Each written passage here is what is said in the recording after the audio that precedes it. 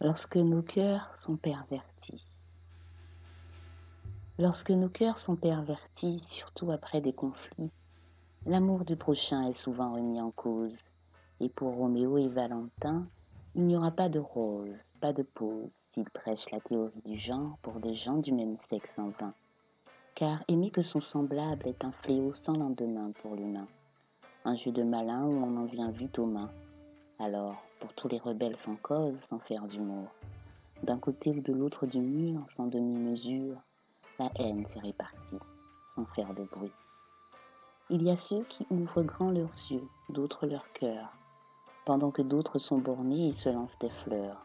Entre les vraies phobies et les phobies sexuelles malheureux, chacun s'est tu. Chacun d'eux expose son lobbying, se sent plus heureux pour plus de labels professionnels ou spirituels, pour lesquels des querelles tuent, où les miss et les ministres meurent pour des mœurs, sont des victimes de mobbing, sous le regard asexué de ceux qui ne possèdent, eux, aucun feeling. Ainsi la peur de l'autre rend l'esprit aguerri, mais expose les plus érudits à une délectation morose.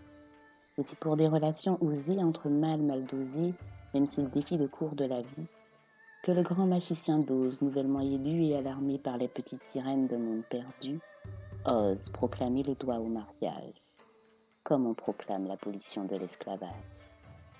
Lorsque nos cœurs sont pervertis, je plaide ma cause sans souci, car je ne suis pas une chose qui suscite le mépris.